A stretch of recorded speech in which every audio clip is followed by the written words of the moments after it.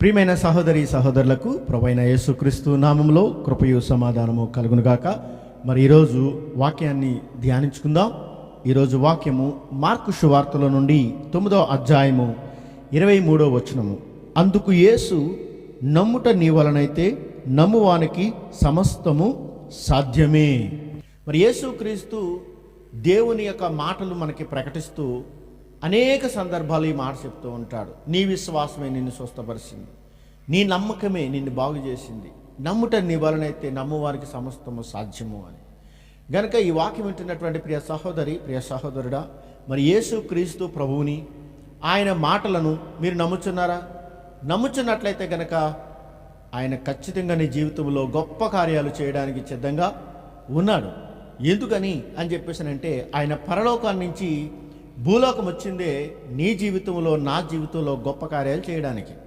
So కనుక గొప్ప కార్యాలు మనము మరి పొందుకోవాలి. గొప్ప కార్యాలు మన జీవితంలో ఆశీర్వాదాలు, ఆరోగ్యము, సమాధానము, మరి ఉద్యోగముల ఆశీర్వాదం, వ్యాపారముల ఆశీర్వాదము, అలాగనే ఆత్మీయ ఆశీర్వాదం మనం పొందుకోవాలి అని చెప్పేసానంటే దయచేసి గమనించండి.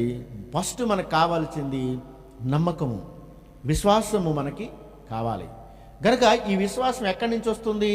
రోమాపత్రిక 10వ అధ్యాయము 17వ వచనమును మనం చూస్తున్నట్లయితే అక్కడ కనబడుతుంది, కాగా వినుట వలన విశ్వాసము కలుగును, వినుట క్రీస్తును గూర్చిన వార్త వలన కలుగును. హల్లెలూయా. కనుక దేని గురించి మనకు విశ్వాసం కలుగుతుంది? విశ్వాసాన్ని మనం ఎలా సంపాదించుకోవాలి అని ఇక్కడ మనం చూస్తున్నట్లయితే వినుట వలన విశ్వాసం కలుగుతుంది. అది ఏది పడితే అది కాదు, కానీ క్రీస్తుని గూర్చిన వార్త, యేసు క్రీస్తుని గూర్చినటువంటి వార్త విన్నప్పుడే మనకి విశ్వాసము మరి కలుగుతూ ఉంది. విశ్వాసము కలిగినప్పుడే మనము దేవుని యొక్క కార్యాలు మనము చూస్తాం. ఈ విశ్వాసం గురించి హెబ్రీలకు రాసినటువంటి పత్రికలో కూడా ఒక మాట రాయబడి ఉంటుంది. హెబ్రీలకు రాసినటువంటి పత్రిక 11వ అధ్యాయము 6వ వచనము. విశ్వాసము లేకుండా దేవునికి ఇష్టలైండుట అసాధ్యము.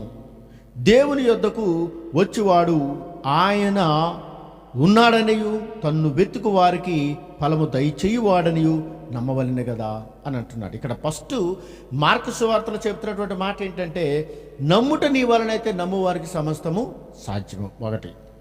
రెండోది మనం చూస్తూ ఉన్నట్లయితే కనుక రోమీయులకు రాసిన పత్రికలో మనకి ఏం చెప్తున్నాడు ఆయన? వినుట వలన విశ్వాసము కలుగుతుంది. అది క్రీస్తుని గురించిన వార్త. ఇక మనం హెబ్రీ పత్రిక చూస్తున్నట్లయితే కనుక విశ్వాసం లేకుండా దేవునికి ఇష్టలయ్యుండుట అసాధ్యం. ఈ మూడు విషయాలను మనం గమనించాలి. ఈ మూడు విషయాలను మనం గమనించినట్లయితే నమ్మకము, విశ్వాసము ఎప్పుడైతే నీకు ఉంటుందో అప్పుడు దేవుని కార్యాలు నీ జీవితంలో చూస్తావు. సో గనక ఇక్కడ మనము ఒక స్త్రీని మనం చూద్దాం. ఈ యొక్క స్త్రీ మరి అతనుకున్నటువంటి అప్పులను బట్టి, ఆమెకున్నటువంటి అప్పులను బట్టి ప్రార్థన చేసి దేవుని యొక్క సేవకుడి దగ్గరికి వెళ్ళి తన అప్పుల గురించి చెప్పుకుంటుంది. ప్రభువా, అయ్యా, మరి నాకు అప్పులైపోయిన భర్త చనిపోయాడు, మరి నేను అప్పుల పాలైపోయాను, మరి అప్పులో వచ్చి నా బిడ్డల్ని తీసుకెళ్ళిపోవాలనుకుంటున్నారు. అయ్యా, నా బిడ్డల్ని నేను ఎలాగైనా కాపాడుకోవాలి అని ఆ దైవజనుడి దగ్గరికి వచ్చి ఆ స్త్రీ మరి వేడుకుంటూ ఉంది. అంటే ఒకవేళ ఆ స్త్రీ అనుకోవచ్చు, నేను దైవజనుడి దగ్గరికి వెళ్ళి నేను చెప్పుకున్నట్లయితే ఆయన కొంత సొమ్ము ఇచ్చినట్లయితే, కొన్ని డబ్బులు ఇచ్చినట్లయితే ఆ డబ్బులు తీసుకుని వెళ్ళి ఆ అప్పులోలు కట్టేసి నా బిడ్డల్ని విడిపించుకుంటాను అని అనుకోవచ్చు. అయితే ఆ యొక్క విధవరాలు లేకుంటే ఆ స్త్రీ ఆ దైవజనుడి దగ్గరికి వెళ్ళి ఆ దైవజనుడితో చెప్తా ఉంది, అయ్యా, అప్పులోలు నా ఇంటికి వచ్చి నా బిడ్డలిద్దరిని కూడా తీసుకెళ్ళిపోవాలనుకుంటున్నారయ్యా, మీరేమైనా సహాయం చేయగలుగుతారు? మీరేమైనా సహాయం చేస్తే నా బిడ్డల్ని నేను కాపాడుకుంటానయ్యా అని అడుగుతూ ఉంది. అయితే ఆ దైవజనుడు చెప్పవలసిన మాట ఏంటి? ఆ దైవజనుడు చెప్పొచ్చు, సరేనమ్మా, నేను కొంత శ్రమిస్తాను, కొంత డబ్బులు ఇస్తాను, పట్టుకెళ్ళి ఇచ్చేసి నీ బిడ్డను విడిపించుకోమ్మా అని చెప్పొచ్చు. కానీ దైవజనుడు అలా చెప్పలేదు. దైవజనుడు అంటున్నాడు, అమ్మా, అప్పుల పాలైపోయావా? అప్పులలో వచ్చి నీ బిడ్డలు తీసుకెళ్ళిపోతున్నారా? అప్పులు తీర్చలేని పరిస్థితులు నువ్వు ఉన్నావా? సరే, నీ ఇంట్లో ఏముంది? నీ దగ్గర ఏముంది అని అడుగుతున్నాడు. అదేంటయ్యా, నా దగ్గర ఏమీ లేదయ్యా, ఏమీ లేక నీ దగ్గరికి వచ్చానయ్యా, నా దగ్గర ఏమీ లేదు అని అంటుంది. కానీ దైవజనుడు అంటున్నాడు, లేదు, నీ దగ్గర ఏముందో అది నాకు చెప్పు అని అంటూ ఉన్నాడు. కనుక ఆమె చెప్తుంది, నా దగ్గర ఏమీ లేదు, నేను అప్పుల పాలైపోయాను, నా బిడ్డల్ని అప్పుల వాళ్ళు తీసుకెళ్ళిపోతున్నారు, నేను వేదనతో దుఃఖంతో నీ దగ్గరికి వచ్చాను, మీరేమైనా సహాయం చేస్తారేమో అని. నా దగ్గర ఏమీ లేదు, ఇంట్లో ఒక కుండలో కొంచెం నూనె తప్ప నా దగ్గర ఏమీ లేదు, ఇంట్లో ఒక కుండలో నూనె తప్ప నా దగ్గర ఏమీ లేదు అని అంటున్నాడు. అలా అంటూ ఉన్నప్పుడు ఆ దైవజనుడు అంటాడు, ఆ కుండని ఆ నూనెని నా దగ్గరికి తీసుకురా. ఆమె అంటుంది, నేనేదో మీరు సహాయం చేస్తారేమో, ఆ డబ్బులు తీసుకుని వెళ్ళి అప్పులు వాళ్ళకి ఇచ్చేసి అప్పులు తీర్చుకొని ఉందామనుకున్నాను, కానీ మీరు ఆ కుండని అందులో ఉన్నటువంటి ఆ కొంచెం నూనెని తీసుకురామంటున్నారు. అయితే దైవజనుడు చెప్తున్నాడు, నమ్ముట నీ వలనైతే దేవుని కార్యాన్ని చూస్తాం. హల్లెలూయా. నమ్మాలి. దేవునికి ఇచ్చేటప్పుడు నమ్మకంతో ఇవ్వాలి, దేవునికి ప్రార్థన చేసేటప్పుడు నమ్మకంతో ప్రార్థన చేయాలి, దేవుని వాక్యం పట్ల విశ్వాసం ఉంచాలి. అప్పుడే కార్యాలు చూస్తారు, అప్పుడే దేవుని కార్యాలు, గొప్ప కార్యాలను చూస్తాం. గనుక ప్రియ సహోదరి, ప్రియ సహోదరుడా, ఈ రోజున నీకు అప్పులు ఉన్నాయేమో, లేకపోతే నీకు ఒక అనారోగ్యం నేను వేధిస్తుందేమో, లేకపోతే నీ కుటుంబంలో సమస్యలు బంధకాలతో ఉన్నావేమో, ఈ రోజున ఈ వాక్యము నీకోసమే. నువ్వు ప్రార్థన చేస్తూ ఉన్నప్పుడు ప్రార్థన నీ ఇంట్లో ఆశీర్వాదాన్ని తీసుకురావాలంటే ఆ ప్రార్థనకు తగినట్లుగా నువ్వు కృతజ్ఞత కలిగి ఉన్నావా? కృతజ్ఞత కలిగి ఉన్నావా? ఈ రోజున కృతజ్ఞత కావాలి. కనుక ఈ యొక్క దైవజనుడు అడుగుతున్నాడు, నీ దగ్గర ఉన్నటువంటి ఆ నూనెను తీసుకురా అని చెప్పేసి అంటూ ఉన్నప్పుడు ఆమె నమ్మకముతో, విశ్వాసముతో, దైవజనుడు ఎందుకు అడిగాడో, నా ఇంట్లో ఉన్నటువంటి ఆ కొంచెము నూనెను ఇద్దాం అన్నట్లుగా తీసుకుని వచ్చింది. అయితే ఆ దైవజనుడు ఏం చేశాడు? ఆ నూనెను తీసుకొని ప్రార్థించాడు. ప్రార్థించి, అమ్మా నువ్వు వెళ్ళి నీ కుమారులతో చెప్పు, నీ ఇంటి పక్కన ఉన్నటువంటి వాళ్ళ ఇళ్ళలకు వెళ్ళి ఖాళీగా ఉన్నటువంటి పాత్రలను తీసుకొని వచ్చి నీ ఇంట్లో పెట్టించు. ఖాళీగా ఉన్నటువంటి పాత్రలను ఎరువు తీసుకుని వచ్చి ఆ పాత్రలను నీ ఇంట్లో పెట్టించు అని అంటూ ఉన్నప్పుడు ఈమెకేం అర్థం కాలేదు. ఈమె అనుకుంటుంది, ఏం చేయమంటున్నాడు ఈయన అని అనుకుంటుంది. నేనేదో కొంచెం ధనం ఇస్తాడేమో, కొంచెం డబ్బులు ఇస్తాడేమో, అప్పులోకి ఇచ్చేసి నా యొక్క బాధలు తీర్చుకోవాలి, నా సమస్యలు తీర్చుకోవాలి, నా బిడ్డలను కాపాడుకోవాలి అనుకున్నాను. ఈయనేమో నూనెట్రా అంటాడు, ఇంటి పక్కోళ్ళ ఇంటికి వెళ్ళి ఆ ఖాళీ కుండలు తీసుకొచ్చి రూమ్లో పెట్టమంటాడు, ఏంటి అనేటువంటి ఆలోచనతో ఆమె ఉంటుంది. కానీ ఆమెకు మాత్రం విశ్వాసం ఉంది. ఎందుకంటే వెళ్ళినటువంటి దైవజనుడి దగ్గర గొప్ప వరం ఉన్నాయి, ఈయన ఏదో చేస్తూ ఉన్నాడు, ఏదో అద్భుతం జరగబోతుంది అనేటువంటి ఒక విశ్వాసము ఆ బిడ్డ దగ్గర ఉంది. గనుక ఉన్నటువంటి విశ్వాసమును బట్టి ఆమె చెప్పిన పని చేసింది. ఏం చేసింది? పిల్లల్ని పంపించి ఇంటి పక్క ఇరుగు పొరుగు వారి దగ్గర ఉన్నటువంటి ఖాళీగా ఉన్నటువంటి పాత్రలను తీసుకుని వచ్చి ఒక రూమ్లో పెట్టింది. దైవజనుడి దగ్గరకు వచ్చి, దైవజనుడా నువ్వు చెప్పినట్లుగా చేశాను, అయితే ఇదిగో ఈ నూనెను తీసుకుని వెళ్ళి ఆ కుండలో వెయ్యి అంట. ఇంటి పక్కన ఉన్నటువంటి వాళ్ళి అంటే ఇరుగు పొరుగు వాళ్ళందరి కుండలు తెచ్చేసాం, ఏం చూపించారు, రూమ్ అంతా నిండిపోయింది. ఇప్పుడు ఈ కొంచెం నూనెను ఆ కుండలన్నింటిలో వేయడానికి ఒక్కొక్క బొట్టు వేసినా రాదు, సరిపోదు, చాలా కొంచెం నూనె. అయ్యా నేను ఏం చేయమంటున్నారు అని అడిగితే, మళ్ళీ అడిగిందని డౌట్గా అడిగితే ఆయన అంటున్నాడు, అమ్మా నమ్ముట నీ వలనైతే నమ్మువానికి సమస్తము సాధ్యం. ఈ కుండలో ఉన్నటువంటి నూనెను తీసుకుని వెళ్ళి ఆ ఖాళీగా ఉన్నటువంటి కుండల్లో వేయి అని చెప్పేసి అన్నప్పుడు విశ్వాసంతో కుండ తీసుకుని వెళ్ళింది. ఆమె దైవజనుడి దగ్గరికి వచ్చినప్పుడు ఏడుస్తూ వచ్చింది. మళ్ళా దైవజనుడి దగ్గర నుంచి వెళ్ళేటప్పుడు ఆలోచిస్తూ వెళ్ళింది. ఇప్పుడు దైవజనుడి దగ్గరికి సంతోషంగా పరిగెట్టుకుంటూ వస్తూ ఉంది.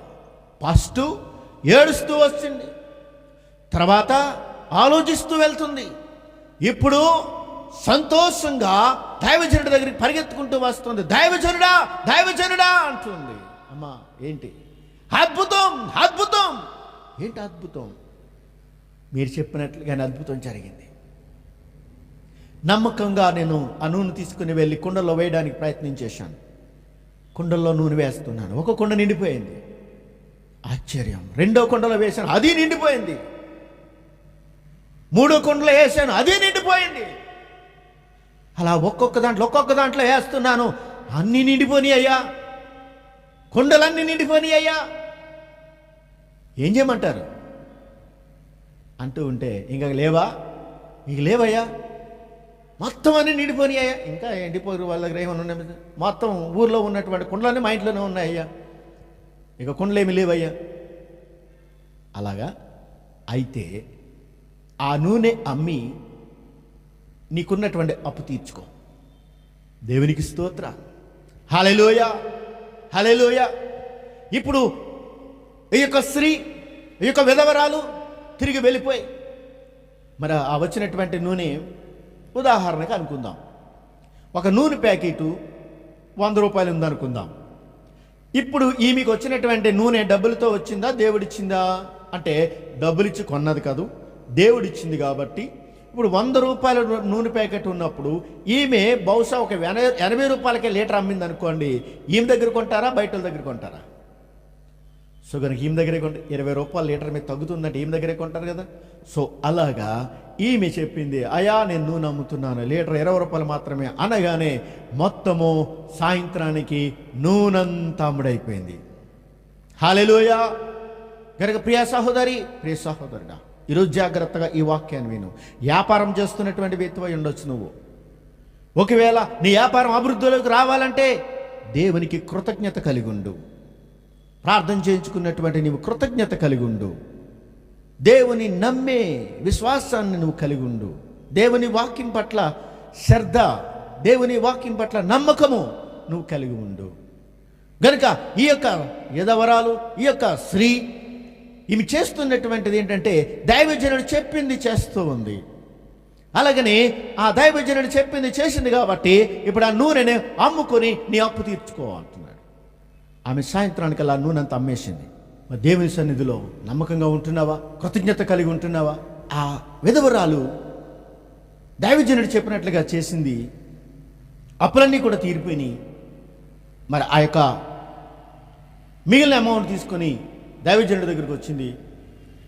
ఆ దైవజనుడు, అమ్మా నీ అప్పులన్నీ తీరిపోయినాయి అయ్యా. కనుక ప్రియులారా, ఈ రోజున దేవుని వాక్యాన్ని వింటున్నటువంటి నీవు నమ్మకం కలిగి ఉండాలి, విశ్వాసం కలిగి ఉండాలి. దేవుని సన్నిధిలో విత్తి ఫలాన్ని ఆశించే వ్యక్తిగా ఉండాలి. విత్తకుండా ఫలాన్ని ఆశించడం అనేది అది ఆశీర్వాదం తగినటువంటి విశ్వాసం కాదు. ఎందుకంటే దయచేసి గమనించండి, మనం విత్తనం వేయకుండా పంట కొయ్యాలనుకోవడము అసాధ్యం. కనుక నీవు దేవుని సన్నిధిలో విత్తుతున్నటువంటి ఆ కానుకని దేవుడు ఆశీర్వదిస్తాడు. నువ్వే చేసినా నమ్మకంతో చేయాలి. దేవుని సన్నిధిలో, దేవునిలో యేసుక్రీస్తు ప్రభు ద్వారా చెప్తున్నటువంటి మాట ఏంటంటే, నువ్వు ఇక్కడ ఏం చేసినా, ప్రార్థన చేసినా నమ్మకంగా చేయాలి. దేవుని కానుకిచ్చిన నమ్మకంతో కానుకివ్వాలి. మరి నమ్మకంతో దేవుని వాక్యాన్ని నువ్వు పాటించాలి. అప్పుడు నీ ఇంట్లో గొప్ప కార్యాలు నువ్వు చూస్తావు. దేవునికి స్తోత్రం. హల్లెలూయా. కనుక ప్రియులారా, ఈ రోజున మరి ఈ యొక్క విధవరాల్ని మనం చూస్తూ ఉన్నాం. మరి నాకున్నటువంటి అప్పులను బట్టి, నాకున్నటువంటి సమస్యలను బట్టి దైవజనుడి దగ్గరికి వెళ్ళి అడిగితే దైవజనుడు ఏమైనా సహాయం చేస్తాడేమో అని వచ్చింది. కానీ దైవజనుడు ఏమన్నాడు?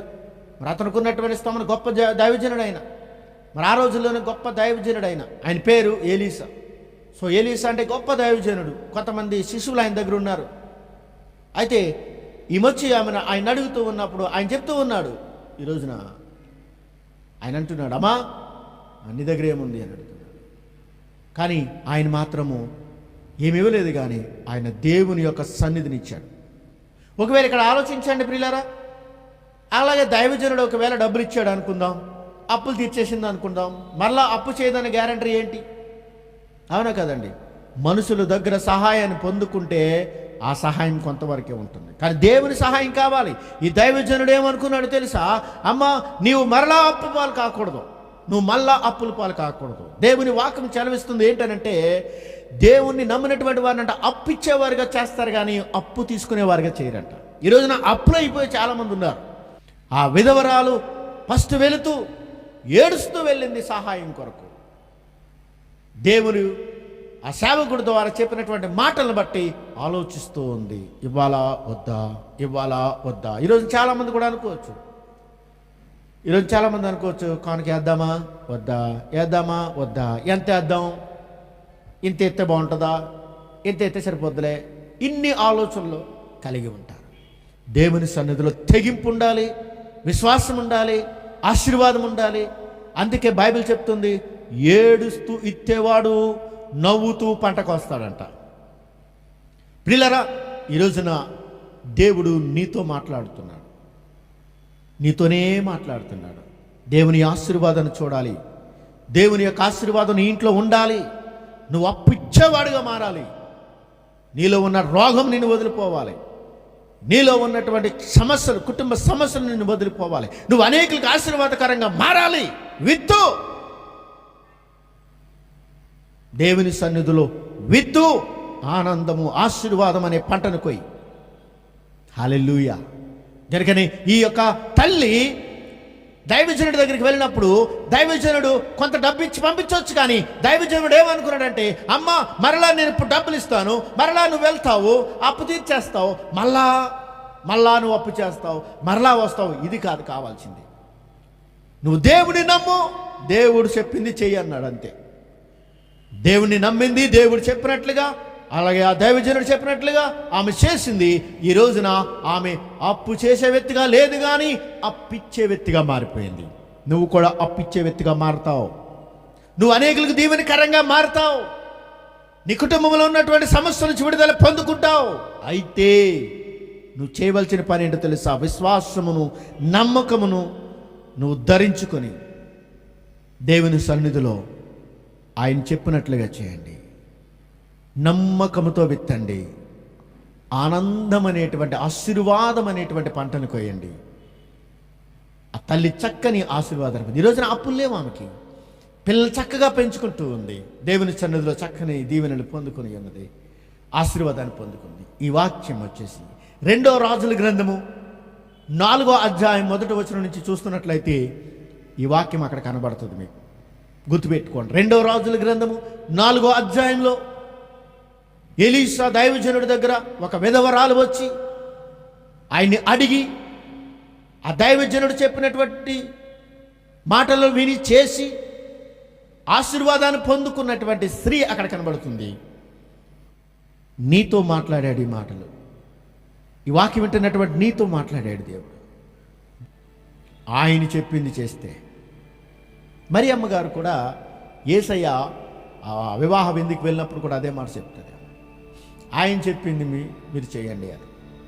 సో కనుక ఆయన చెప్పింది చేయాలి. మనం విశ్వాసం, నమ్మకం, నమ్ముట నీ వలనైతే నమ్మువారికి సమస్తము సాధ్యం. ప్రార్థన చేసుకుందామా?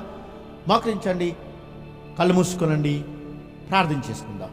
పరిశుద్ధుడైన దయగల మా తండ్రి, కృపా సత్య సంపూర్ణుడ యేసుక్రీస్తు ప్రభా, ఈ రోజున నా తండ్రి ఈ వాక్యాన్ని నాయన ప్రభా ఈ బిడ్డలకు అందిస్తూ ఉన్నప్పుడు, అయా ఇదిగో నా తండ్రి ఈ బిడ్డలు నాయన ప్రభా ఈ వాక్యాన్ని విని ఉన్నటువంటి వారు, ఇదిగో నా తండ్రి ఆ విధవరాలు దేవుని సన్నిధికి వచ్చి ఆ దైవజనుని అడుగుతూ ఉంది, అయ్యా నా అప్పులు వాళ్ళు నా బిడ్డలను తీసుకెళ్ళిపోతున్నారయ్యా, నా అప్పులు తీర్చలేనయ్యా, అయ్యా అప్పు తీర్చే మార్గం లేక నీ దగ్గరికి వచ్చానయ్యా, మీరేమైనా సహాయం చేయండి, మీరేమైనా సహాయం చేయండి అని. ఆ దైవజనుడు అంటున్నాడు, నీ ఇంట్లో ఏముందో తీసుకురా అంటున్నాడు. ఆమె విశ్వాసంతో ఆమె ఇంట్లో ఉన్నటువంటి నూనెను తీసుకుని వెళ్ళింది. ఆ దేవుడు ఆశీర్వదించాడు, ఆ దైవజనుడు ఆశీర్వదించాడు. ఆ నూనెనైన ప్రభా అయా ఇది గిన్నె నిండి పొలుచున్నట్లుగా ఆ నూనె గొప్ప ఆశీర్వాదాన్ని నాయన ప్రభా ఆ బిడ్డకిచ్చింది. ఆ బిడ్డ ఆ నూనె అమ్ముకొని ఆ అప్పులు తీర్చుకొని ఆ బిడ్డల్ని పోషించుకున్నది నాయన. ఈ రోజున దేవుని సన్నిధిలో నాయన ప్రభా అయా విత్తేవారిగా ఉండండి, నమ్మకముగా విత్తండి దేవుని సన్నిధిలో అంటున్నాను. అయా అలా విత్తి నాయన ప్రభా పంట కోసేవారిగా ఉండేలాగా సహాయం దయచేయండి.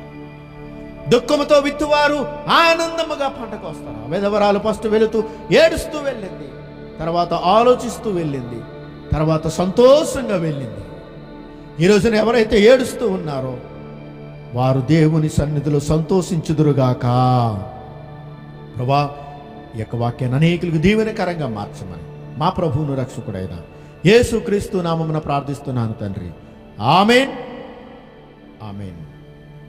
మంచిది ప్రియులారా, ఈ సమయంలో ఈ వాక్యాన్ని అనేకులకు అందించడానికి ఈ యొక్క పరిచర్య ద్వారా అనేకులు దీవించబడుతూ ఉన్నారు.